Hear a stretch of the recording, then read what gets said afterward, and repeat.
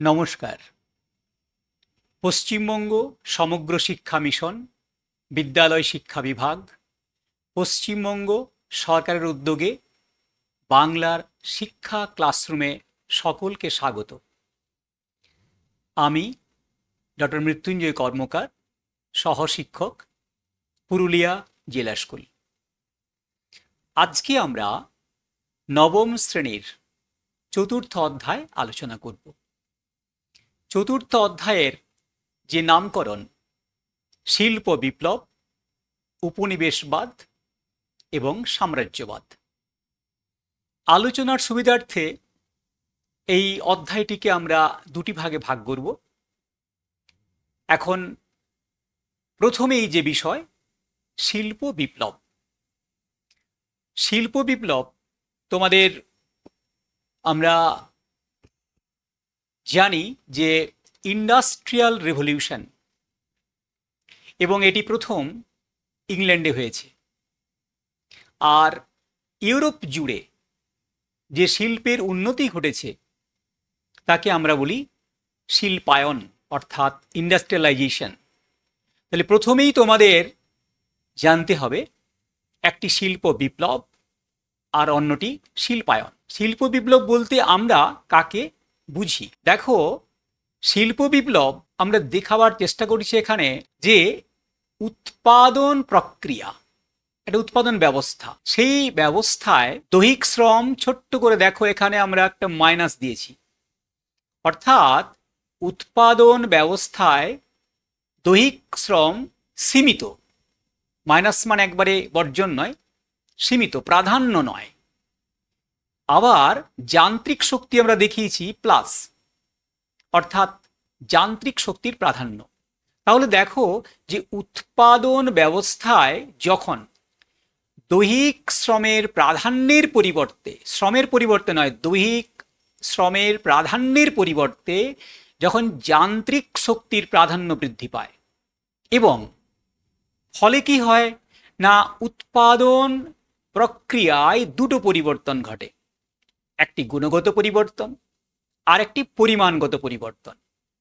তাহলে পুরো কি হলো না উৎপাদন প্রক্রিয়ায় দৈহিক শ্রমের প্রাধান্যের পরিবর্তে যান্ত্রিক শক্তির প্রয়োগের সমগ্র উৎপাদন ব্যবস্থায় যে গুণগত এবং পরিমাণগত পরিবর্তন ঘটে তাকে আমরা শিল্প বিপ্লব বলবো।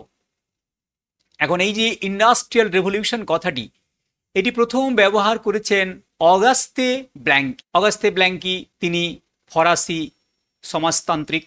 1837 অগাস্তে ব্ল্যাঙ্কি শব্দটি ব্যবহার করেছেন, কিন্তু শব্দটিকে বিশেষ জনপ্রিয় করেছেন তোমরা জানো আর্নল্ড টয়েনবি তার অক্সফোর্ড বক্তৃতায়। তাহলে আমরা এখন শিল্প বিপ্লব বলতে বুঝলাম। যদি তোমাদের জিজ্ঞেস করি আমরা এখন, তাহলে শিল্প বিপ্লব এর বৈশিষ্ট্য কি হবে? শিল্প বিপ্লবের প্রথম বৈশিষ্ট্যই আমরা লিখতেই পারবো যান্ত্রিক শক্তির প্রাধান্য। এবং শিল্প বিপ্লবের লক্ষণ কি? প্রচুর পুঁজির বিনিয়োগ, শিল্পোৎপাদিত পণ্যের বাজারজাতকরণ, মুনাফার লক্ষ্যে উৎপাদন, এই সমস্ত বিষয়গুলি শিল্প বিপ্লব সম্পর্কে জানা উচিত তোমাদের। নেক্সট আমরা চলে যাব যে ইউরোপের এত দেশ, সেখানে ইংল্যান্ডে শিল্প বিপ্লব কেন প্রথম হলো? ইংল্যান্ড কেন ওয়ার্কশপ অফ দ্য ওয়ার্ল্ড, সারা বিশ্বের কারখানা, এই মর্যাদাটা অর্জন করতে পারল? এখানে শিল্প বিপ্লবের প্রাথমিক শর্ত, অর্থাৎ শিল্পোৎপাদন বা বিপ্লবের যে প্রাথমিক শর্ত কি কি না, প্রাথমিক শর্ত হচ্ছে পর্যাপ্ত কাঁচামাল, পর্যাপ্ত মূলধন, মূলধন লগ্নি ক্ষেত্র অর্থাৎ বাজার চাই, আর সুলভ শ্রম অর্থাৎ শ্রমিক চাই আমাদের। যদি এইগুলো আমরা দিই তাহলে কি শিল্প বিপ্লব হবে? বাস্তবে বেলজিয়াম, জার্মানি, অন্যান্য দেশগুলিতে এই শ্রম, কাঁচামাল, এই যে শর্তগুলির কম বেশি প্রাধান্য ছিল, কিন্তু সারা বিশ্বে শিল্প বিপ্লব ঘটল কোথায়? কেবল ইংল্যান্ডে। তাহলে ইংল্যান্ডের এমন কি ছিল, কি বেশি ছিল, যেগুলো ইউরোপীয় অন্য দেশগুলিকে পিছনে ফেলে ইংল্যান্ড হয়ে গেল ওয়ার্কশপ অফ দ্য ওয়ার্ল্ড। এই নিয়ে ফিলিস ডিন, রস্টো প্রমুখ অর্থনীতিবিদ, ঐতিহাসিক তারা দেখাচ্ছেন যে ইংল্যান্ডে বিশেষ কিছু শর্ত ছিল। ম্যাক্স ওয়েবার তিনিও একটি বিশেষ কারণ দেখিয়েছেন। কিরকম না, প্রথমেই দেখি আমরা যে শিল্পোদ্যোগীদের উৎসাহ। তাহলে শিল্প একটা সমাজের একটা শ্রেণী, ফ্রান্স রাশিয়ায় এই শ্রেণীটি দেখা যায়নি। সেখানের সামন্ততান্ত্রিক যে সমাজ ব্যবস্থা, সেই সমাজ ব্যবস্থায় প্রকৃতপক্ষে শিল্পোদ্যোগীদের অষ্টাদশ শতকীয় ঘটনা ইংল্যান্ডের শিল্প বিপ্লব। ফিলিস ডিন বলছেন যে ইংল্যান্ডের যে শিল্প বিপ্লব তার যে টেক অফ পর্ব অর্থাৎ উড্ডীন পর্ব, সেটা 1760 থেকে 80। এ নিয়ে বিতর্ক রয়েছে ঠিকই, কিন্তু এই যে সময় বলছি আমরা অষ্টাদশ শতকের দ্বিতীয়ার্ধ, এই সময়ে সারা ইউরোপের বিভিন্ন দেশগুলিতে সমাজ কেমন ছিল না, সেখানে সমাজগুলি মূলত সামন্ততান্ত্রিক প্রভাবাধীন ছিল। অন্য একটি বিষয় কি না, প্রশাসনিক স্থিতিশীলতা। প্রশাসনিক ক্ষেত্রে ইংল্যান্ডের শাসন শৃঙ্খলায় বিশেষ একটা স্থিতিশীলতা ছিল, যেটা কিন্তু ফ্রান্সে ছিল না। ফ্রান্স ক্রমশ বিপ্লবজনিত কারণে বিশৃঙ্খলা, উত্থান পতন ইত্যাদির কারণে রাশিয়ার শৃঙ্খলা অর্থাৎ রাজনৈতিক শৃঙ্খলা তেমন ছিল না। স্বাভাবিক কারণেই রাশিয়া বা বেলজিয়াম এই সমস্ত দেশগুলি ইংল্যান্ডের সারিতে পৌঁছাতে পারল না। অর্থনৈতিক স্বাচ্ছন্দ্য, অর্থনৈতিক মানে কেবলই পুঁজির পাহাড় নয়, সেই অর্থনৈতিক অর্থাৎ অর্থনীতি সংক্রান্ত বিধি নিয়মগুলি, যেমন ট্যারিফ পলিসি অর্থাৎ শুল্ক নীতি কেমন ছিল, সেটা সেক্ষেত্রে ইংল্যান্ড এগিয়ে ছিল।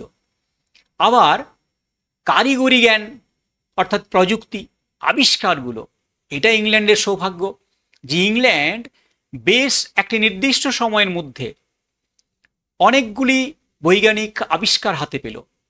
ফ্লাইং স্যাটেল, তারপরে বিভিন্ন যেমন হামফ্রে ডেভি আবিষ্কার করলেন সেফটি ল্যাম্প, তারপরে পাওয়ার লুম জন স্মিটন আবিষ্কার করলেন, ব্লাস্ট ফার্নেস, এবং James Watt steam engine, George Stephenson locomotive steam engine আবিষ্কার করলেন। তো এই যে সমস্ত আবিষ্কারগুলো, ম্যাকাডাম পিচ রোড এর উপকরণ আবিষ্কার করলেন। ফলে এই যে আবিষ্কারের যে আশীর্বাদ, সেই আশীর্বাদটা এককভাবে পেল কে না ইংল্যান্ড। সেক্ষেত্রে আমরা দেখব নেক্সট হচ্ছে ইংল্যান্ডের সহজ যোগাযোগ। সহজ যোগাযোগ, ইংল্যান্ডের অবস্থানটা কোথায়, যে উত্তর সাগর এবং অন্যদিকে আটলান্টিক মহাসাগর, অর্থাৎ জলের যে যোগাযোগ বলি আমরা, সেক্ষেত্রে ইংল্যান্ড একটি সুবিধাজনক অবস্থায় ছিল। 2000 মাইল তার সমুদ্রপথ অর্থাৎ কোস্টাল যে এরিয়াস বলি আমরা, ফলে স্বাভাবিক কারণেই জলপথে সুন্দর যোগাযোগ রয়েছে ইংল্যান্ডের। আর একটা সবচেয়ে তাৎপর্যপূর্ণ বিষয় যে ইংল্যান্ডের কৃষি ক্ষেত্রে একটা বিপ্লব ঘটে গেছে এনক্লোজার মুভমেন্ট, অর্থাৎ উন্নত প্রযুক্তি কৃষিতে ব্যবহারের একটা অনুকূল পরিবেশ তৈরি হয়েছে। ঘটে গেছে জনবিপ্লব, স্বাভাবিক কারণেই যে শ্রমের যে চাহিদা, সেই শ্রমের চাহিদাটি পূরণ হয়েছে। তাহলে ম্যাক্স ওয়েবার গুরুত্ব দিয়েছেন এক নতুন কারণে, সেটা হলো ইংল্যান্ডে পিউরিটান তত্ত্ব ইংল্যান্ডের মানুষগুলোকে উদ্যোগী করেছে বিশেষ বিশেষ উদ্যোগ গ্রহণ করতে, ঝুঁকি নিতে।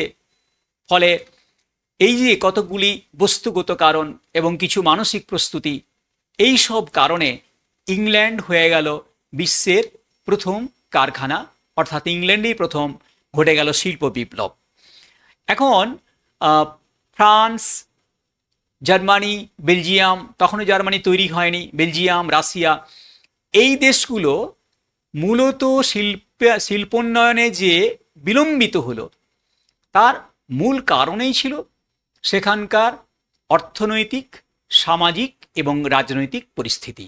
অবশ্যই আমরা দেখাবো এরপরে যে শিল্প বিপ্লব ঘটে গেল ইংল্যান্ডে, সেই সূত্রে শিল্পায়ন ঘটে গেল।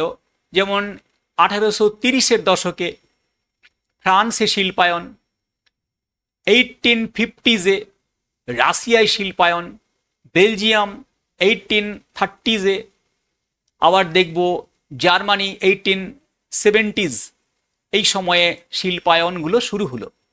তাহলে প্রায় ইউরোপ জুড়েই আমরা দেখতে পেলাম যে শিল্প বিপ্লব এবং শিল্পায়ন বেশ প্রবল গতিতেই চলতে শুরু করলো।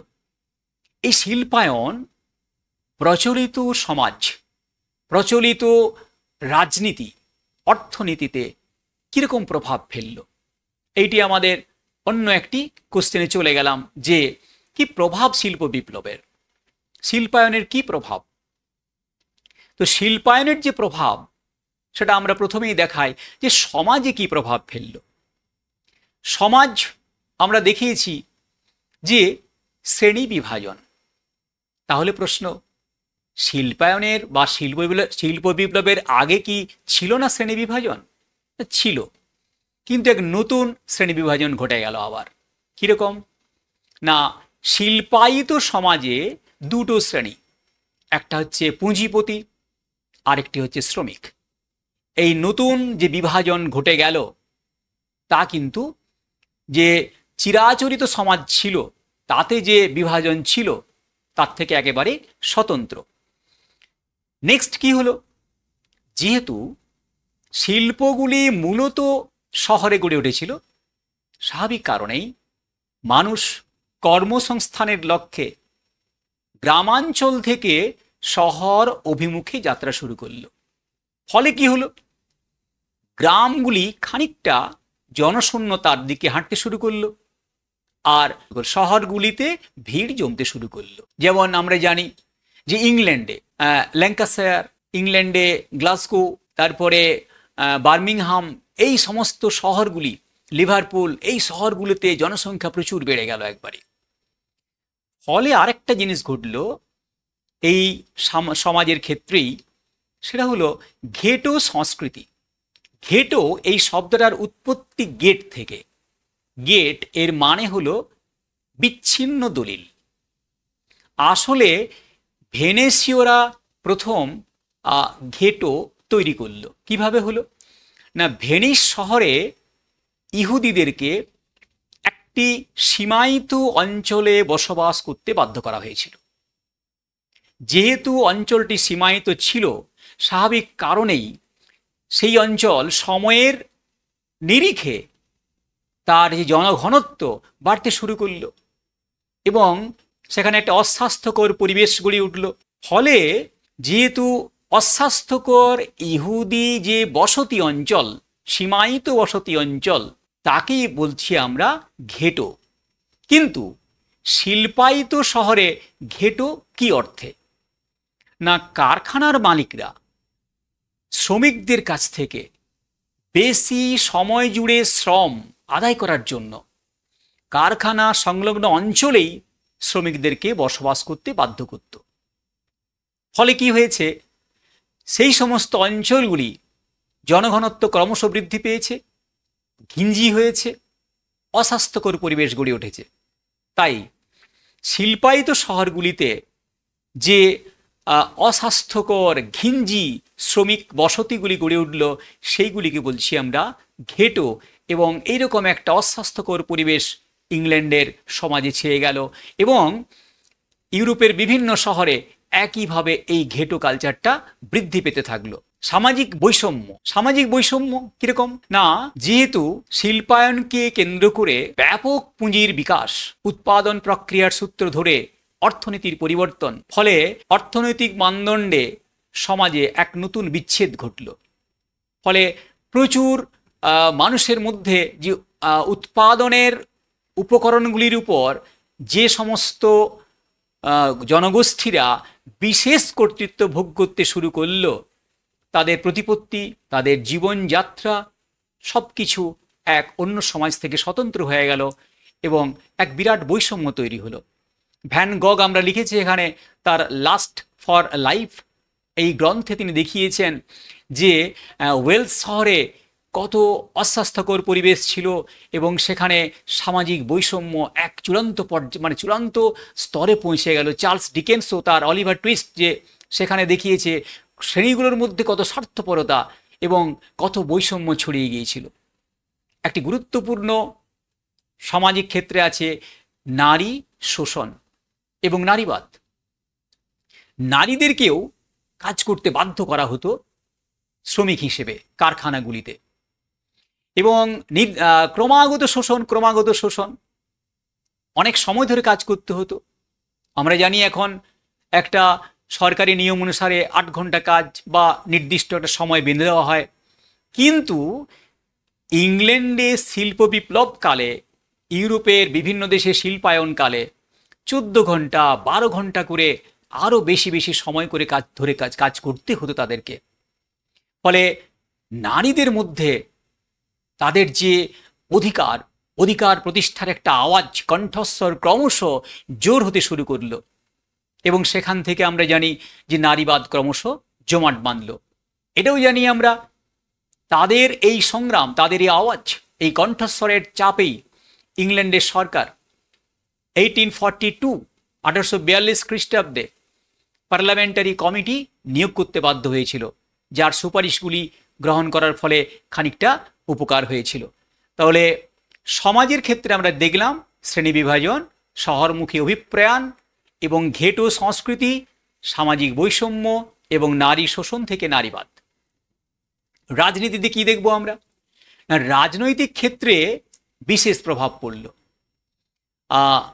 বার্গাসো বলে একজন ফরাসি দার্শনিক, তিনি লিখেছেন যে শিল্প বিপ্লবের মানব সভ্যতায় প্রভাব গভীরতর। এই যে আজকে আমরা দেখি যে নতুন সমাজ, এই নতুন সমাজের 1/3 অংশ তার উত্থান শিল্প বিপ্লব এবং শিল্পায়নের পরবর্তীকাল থেকেই। তাহলে আমরা দেখি এখন রাজনৈতিক ক্ষেত্রে কি পরিবর্তন। রাজনৈতিক ক্ষেত্রে রাজনৈতিক ক্ষমতার হস্তান্তর কিরকম না, ছিল আসলে অভিজাত শ্রেণীর হাতে ক্ষমতা, এখন কিন্তু বুর্জোয়া শ্রেণীর হাতে ক্ষমতা আসতে শুরু করলো। খুব চমৎকার পরিবর্তন একবারে। বুর্জোয়ারা জানি আমরা সমাজের গতিশীলতার প্রতীক, প্রত্যেকটি সমাজেই তাদের হাতে ক্ষমতা আসতে শুরু করলো। ভোটাধিকারের আওয়াজ, সমাজে যেমন বৈষম্য বাড়ছিল ঠিক তেমনি ওই সমাজেই সাধারণ মানুষ তারা সম্পত্তি ভিত্তিক যে ভোটাধিকার, এই সমস্যাটাকে পাল্টে দিয়ে তারা চাইল সার্বজনীন ভোটাধিকার। ফলে এই যে রাজনৈতিক অধিকারের আওয়াজটা উঠতে শুরু করলো শিল্প বিপ্লব থেকেই। ট্রেড ইউনিয়ন আন্দোলন, ভাবতে পারেনি যে শ্রমিকদের কোনো অধিকার থাকতে পারে, শ্রমিকরা অধিকার থাকতে পারেই না। আমাদের নেপোলিয়ান বোনাপার্ট তিনি লা স্যাপেলিয়ার বলে আইন পাশ করে শ্রমিকদের সমস্ত অধিকার কেড়ে নিয়েছিলেন। তো শ্রমিকদের অধিকার নিয়ে শুরু হলো, শ্রমিকদের সচেতনতা বৃদ্ধি পেল, শ্রমিকদের মধ্যে বিভিন্ন জায়গায় তৈরি হতে শুরু করলো নানান শ্রমিক সংগঠন। ফলে শ্রমিকরা একটা ছাতার তলায় আসতে শুরু করলো বিভিন্ন কলকারখানার যারা সব শ্রমিকরা নিযুক্ত ছিল।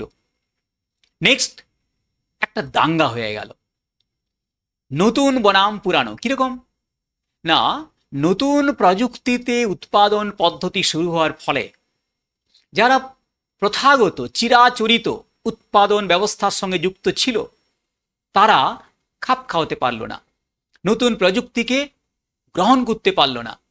এবং ইংল্যান্ডে নেড লুট বলে একজন নেতা, তিনি নেতৃত্ব দিলেন। কেমন আন্দোলন সেটা না, মেশিন ভাঙার আন্দোলন, মেশিন ভেঙে দেওয়া। 1811 থেকে 16-17 মধ্যে আন্দোলন হয়েছিল মেশিন ভাঙার আন্দোলন, অর্থাৎ তারা যন্ত্রপাতিগুলো ভাঙতে শুরু করলো এবং এই আন্দোলন অন্যত্রও ছড়িয়ে পড়েছিল। সমাজতন্ত্রটা আমরা এক্ষুনি পড়াবো। আমরা চলে যাই উপনিবেশবাদ, এবং উপনিবেশবাদ দেখাবো যেই না বাজার বৃদ্ধি পেল, অর্থাৎ উৎপাদন বৃদ্ধি পেল, তখনই বাজারের চাহিদা বৃদ্ধি পেল। আর এই বাজারের চাহিদা থেকেই শিল্পোন্নত দেশগুলি বেরিয়ে পড়ল বাজার দখলের নেশায়, এবং বাজার দখল করতে গিয়েই সারা বিশ্ব জুড়ে উপনিবেশবাদের ভিত্তি জমাট বাঁধল। এটাও আমরা পরের স্লাইডে দেখাবো।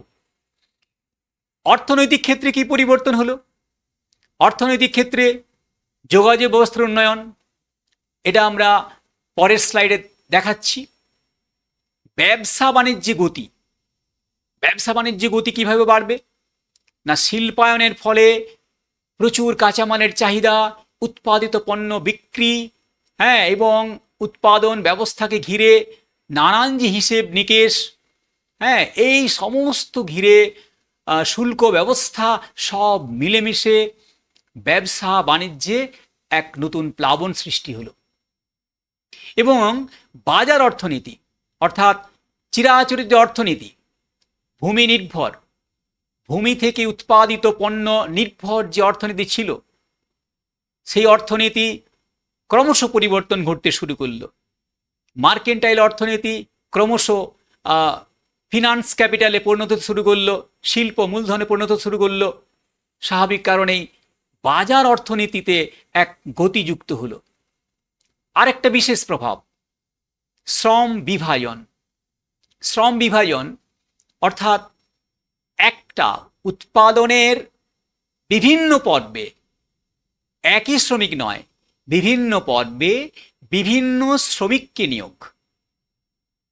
এই যে ব্যবস্থাটা, যেমন জুতো তৈরি, জুতো তৈরির ক্ষেত্রে জুতোর যে বিভিন্ন অংশগুলি রয়েছে একই শ্রমিক নয়, বিভিন্ন শ্রমিক তৈরি করবে। স্বাভাবিক কারণে শ্রম ভাগ হয়ে গেল। এটা ঠিক যে একটি সমগ্র পণ্য উৎপাদনের যে কারিগরি দক্ষতা, সেই দক্ষতা থেকে বঞ্চিত হলো শ্রমিকরা, কিন্তু একটি বিশেষ প্রক্রিয়ায় অর্থাৎ বিশেষ পর্বে, উৎপাদনের বিশেষ পর্বে তাদের কিন্তু দক্ষতাও বেড়ে গেল। নেক্সট হচ্ছে শিল্প মূলধনের বাড়বাড়ন্ত, অর্থাৎ ইন্ডাস্ট্রিয়াল ক্যাপিটাল। মার্কেন্টাইল ক্যাপিটাল ছিল বাণিজ্যিক মূলধন, সেই মূলধন এর অভিমুখটা পাল্টে গেল। তারা সেই মূলধন পুঁজিপতিরা চাইল শিল্পে বেশি বেশি করে বিনিয়োগ করতে। স্বাভাবিক কারণেই মূলধনের চরিত্র গেল বদলে এবং শিল্প মূলধনের বাড়বাড়ন্ত আমরা লক্ষ্য করলাম শিল্প বিপ্লবের ফলে। নেক্সট দেখো যে যৌথ বাণিজ্য সংস্থা, জয়েন্ট স্টক কোম্পানি, অর্থাৎ শিল্প উৎপাদন, শিল্পপতিদের উত্থান, শিল্প ঘিরে নানান পরিকল্পনা, এবং এরই সূত্র ধরে ব্যাংক ব্যবস্থা, জয়েন্ট স্টক কোম্পানিগুলি বাড়বাড়ন্ত হতে শুরু করলো। এবং চতুর্দিকে ইউরোপ জুড়ে যে বাণিজ্যিক ক্ষেত্রে যে নানান সংস্থা গড়ে উঠতে শুরু করলো। স্বাভাবিক কারণেই অর্থনীতির ক্ষেত্রে এক নতুন প্রথা যুক্ত হলো, যেখানে কর্মসংস্থানের সুবিধা তৈরি হলো ইত্যাদি। নেক্সট হচ্ছে আমাদের কারখানা প্রথা। কারখানা প্রথা মানে ফ্যাক্টরি সিস্টেম। ফ্যাক্টরি সিস্টেমকে ঐতিহাসিক ব্লেক তিনি বলেছেন satanic mills, black satanic mills. কিরকম না, মালিকরা বড় বড় কারখানা তৈরি করলো, প্রচুর পুঁজি বিনিয়োগ করলো, প্রচুর শ্রমিক নিয়োগ করলো এবং প্রচুর উৎপাদন। তাহলে এই যে সব ক্ষেত্রেই একটা প্রচুর বলছি আমি, এই বিরাট উৎপাদন প্রক্রিয়ায় এই যে বিরাট ব্যবস্থা, বিরাট উদ্যোগ জনিত যে প্রক্রিয়াটা, সেটাই হলো কারখানা প্রথা। কারখানা প্রথা অবশ্যই বলতে পারি শ্রমিক শোষণের এক অন্যতম ক্ষেত্র, কেননা এখানে শ্রমিকদের কোনো স্বাধীনতা ছিল না। এখানে তাদের সমস্ত স্বাধীনতা বিসর্জন দিতে হয়েছিল মালিকের ইচ্ছার কাছে। তাহলে সামাজিক ফলাফল, অর্থনৈতিক ফলাফল এবং রাজনৈতিক ফলাফল আমরা দেখলাম শিল্প বিপ্লবের। আমরা শিল্প বিপ্লবের ক্ষেত্রে যেটা গুরুত্বপূর্ণ বিষয় দেখাবো, আমরা বললাম যে পরের স্লাইডে পড়াবো, সেটা হলো সমাজতন্ত্রবাদ। শিল্প বিপ্লব থেকে এক অভিনব প্রাপ্তি, অভিনব প্রাপ্তি শিল্প বিপ্লব থেকে। এখানে আমরা দেখিয়েছি এক হচ্ছে কাল্পনিক সমাজতন্ত্রবাদ, আর এক দেখিয়েছি আমরা বৈজ্ঞানিক সমাজতন্ত্রবাদ। সমাজতন্ত্র অর্থাৎ সোশ্যালিজম, এই যে শব্দটা, এই শব্দের প্রথম ব্যবহার করেছেন রবার্ট আওয়েন। রবার্ট আওয়েন প্রথম তিনি ব্যবহার করেছেন। এই সমাজতন্ত্রের যদি খুব সাধারণ আমরা সংজ্ঞা দিই, তার অর্থ হবে কি? তার অর্থ হবে যে উৎপাদনের উপকরণগুলির রাষ্ট্রীয় মালিকানা, এবং রাষ্ট্রীয় মালিকানা আর কি না, উদ্বৃত্ত যে সম্পদ তার সমবন্টন, এই ব্যবস্থার মাধ্যমে শ্রমিক শোষণ রদ। এই যে তিনটে কথা বললাম, আমি কি বলছি, যে উৎপাদনের উপকরণগুলির সামাজিক মালিকানা এবং উদ্বৃত্ত সম্পদের সমবন্টন আর শ্রমিক শোষণ রদ, এই যে তিনটি প্রক্রিয়া, এই যে প্রক্রিয়াটাকে বলছি আমরা সমাজতন্ত্র। তো এর উত্থান ঘটছে শিল্পায়িত যে সমাজ তা থেকেই। কাল্পনিক সমাজতন্ত্র আমরা কাকে বলছি না, সাঁ-সিমো, তিনি হচ্ছেন সমাজতন্ত্রবাদের আদি গুরু এবং ফরাসি সমাজতন্ত্রবাদের জনকও।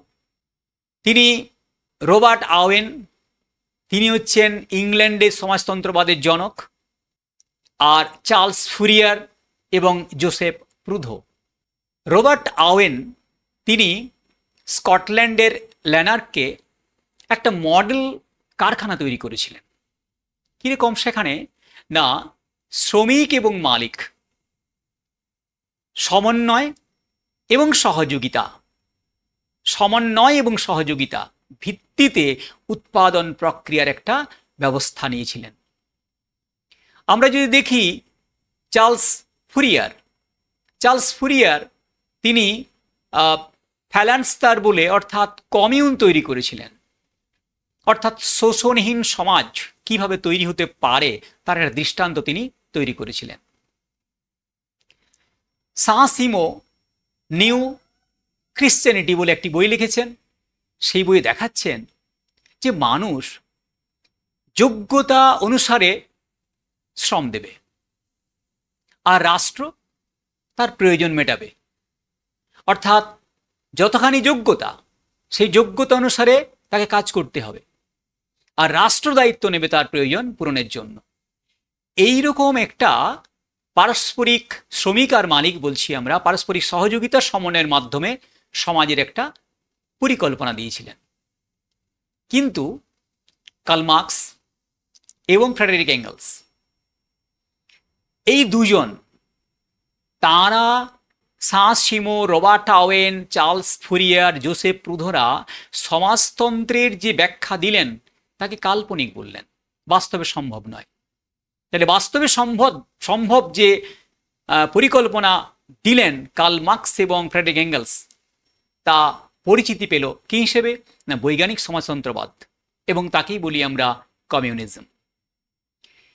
আমরা উল্লেখ করেছি এখানে যে কমিউনিস্ট ম্যানিফেস্টো 1848, 1848 সাল, 47 সালে আমরা জানি কমিউনিস্ট লীগ তৈরি হয়েছিল। তারই মুখপত্র হচ্ছে কমিউনিস্ট ম্যানিফেস্টো, এবং কমিউনিস্ট ম্যানিফেস্টো হচ্ছে birth Cry of modern socialism. এবং এখানেই উল্লেখ করলেন কার্ল মার্কস, ম্যানিফেস্টোতে উল্লেখ করলেন যে শ্রেণী সংগ্রামের মধ্য দিয়েই এগিয়ে গেছে সমস্ত সমাজ। পরে দাস ক্যাপিটাল বলে তিনটি খণ্ড, 1867, 1885 এবং 1894। এই দাস ক্যাপিটালকে বলি আমরা বাইবেল অফ সোশ্যালিজম। এবং এখানে তিনি দ্বন্দ্বমূলক বস্তুবাদ, ঐতিহাসিক বস্তুবাদ, উদ্বৃত্ত মূল্যতত্ত্ব, শ্রেণী সংগ্রামের তত্ত্ব এবং বিশ্ব বিপ্লবের তত্ত্ব, এই 5টি তত্ত্ব হাজির করলেন। এবং তোমাদের বলে রাখি যে দ্বন্দ্বমূলক বস্তুবাদ, সহজ করে বলতে গেলে হয় এটা যে সমাজের যে অগ্রগতি, সমাজের যে পরিবর্তন, আসলে থিসিস, অ্যান্টিথিসিস এবং সিনথেসিস, এই তিনটি উপাদানের মধ্য দিয়েই ক্রমাগত সমাজের পরিবর্তন। যে সমাজ রয়েছে, ব্যবস্থাটি রয়েছে সমাজে, তা থিসিস, আর যা পরিবর্তন করতে চাইছে তা অ্যান্টিথিসিস, এবং যা সমন্বয় ঘটাচ্ছে তা সিনথেসিস। নেক্সট, ঐতিহাসিক বস্তুবাদ যাকে বলছি তাকে বলা হয় অর্থনৈতিক নিমিত্তবাদ। এই অর্থনৈতিক নিমিত্তবাদ বা ঐতিহাসিক বস্তুবাদ কার্ল মার্কস দেখাচ্ছেন যে কেবলমাত্র অর্থনীতি হচ্ছে পরিচালিকা শক্তি সমাজ পরিবর্তনের। এই হচ্ছে তার বক্তব্য। অনেকে প্রশ্ন তুলেছেন যে তাহলে বৈজ্ঞানিক আবিষ্কার, যুদ্ধ, সব পিছনেই কি, সব কিছুর পিছনেই কি অর্থ? এত সৃজনশীলতা, এত সৃষ্টি? অনেকেই দেখিয়েছেন, সমালোচনা করেছেন এ বিষয়ে।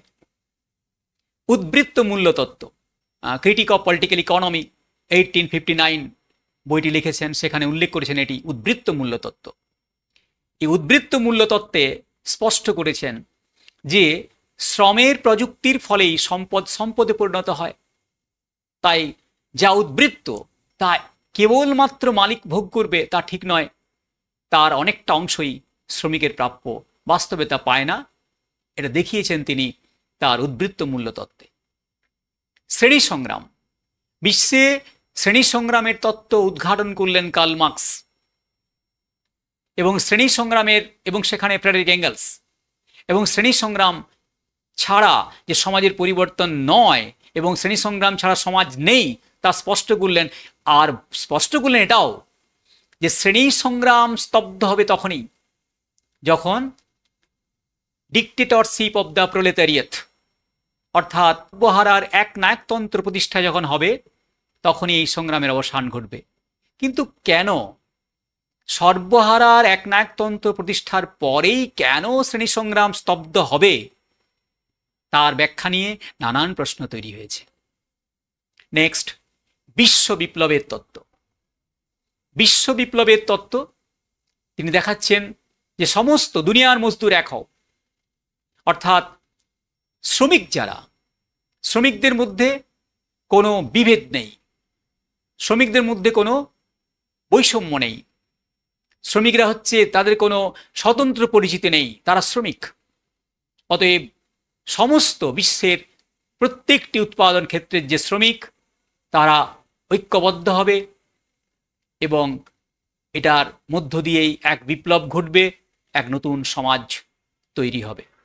তাহলে আজকে যে আমরা পড়ালাম, এখন একটা প্রশ্ন দিয়েছি আমরা, নব্য উপনিবেশবাদ কি, আর শিল্প বিপ্লব এবং উপনিবেশবাদের সম্পর্ক কি। কিন্তু আমরা দেখাই নব্য উপনিবেশবাদ কি। উপনিবেশবাদ আমরা জানি যে মূলত কাঁচামাল সংগ্রহ, উৎপাদিত পণ্য বিক্রি ইত্যাদির জন্য একটি অন্য অঞ্চল দখল করে কিংবা আধিপত্য স্থাপন করার যে প্রক্রিয়া, বা সেখানকার উৎপাদনের উপকরণগুলির উপর মালিকত্ব প্রতিষ্ঠা, সেখান থেকে কলোনি বা উপনিবেশ তৈরি হয়েছে। নব্য কি? ঐতিহাসিক ডেভিড টমসন দেখাচ্ছেন যে শিল্পায়িত সমাজে শিল্প উৎপাদিত পণ্যগুলি বিক্রি বা বাজার দখল ইত্যাদির মাধ্যমে সরাসরি কোনো দেশ বা অঞ্চলের উপর আধিপত্য স্থাপন না করেও সেই সমস্ত অঞ্চলের উৎপাদনের উপকরণগুলির উপর যে ঔপনিবেশিক নিয়ন্ত্রণ প্রতিষ্ঠার প্রক্রিয়া, তাকে বলি আমরা নব্য উপনিবেশবাদ। এখন এই যে অধ্যায়টি, যে অংশটি পড়ালাম আমরা, সেই অংশটির মধ্যে তোমাদের খেয়াল রাখতে হবে যে শিল্প বিপ্লব কাকে বলে, শিল্প বিপ্লব এবং শিল্পায়নের মধ্যে পার্থক্যটা কি, এবং ইংল্যান্ড শিল্প বিপ্লবের প্রথম দেশ হলো কেন, আর শিল্প বিপ্লব প্রচলিত সমাজ, প্রচলিত অর্থনীতি এবং রাজনীতিতে কি ধরনের পরিবর্তন ঘটালো। এইগুলো যদি আমরা তৈরি করতে পারি তাহলে এই তোমার যে অধ্যায়টি, এই অধ্যায়ের উপর তোমার একটা নিয়ন্ত্রণ তৈরি হবে। আর অবশ্যই এই অধ্যায়ে এক নতুন শিক্ষা পেলাম আমরা, সেটা হলো সমাজতন্ত্র, কাল্পনিক সমাজতন্ত্রবাদ এবং বৈজ্ঞানিক সমাজতন্ত্রবাদ। এই অধ্যায়ে আমরা কার্ল মার্কস এবং ফ্রেডারিক এঙ্গেলসের মতো গুণীজনদের পরিচয় পেলাম, তাদের তত্ত্ব সারা পৃথিবী জুড়ে আলোচিত হয় এবং ক্লাস 9-এ এটা সুযোগ তোমাদের এগুলো জেনে নেওয়ার। নমস্কার।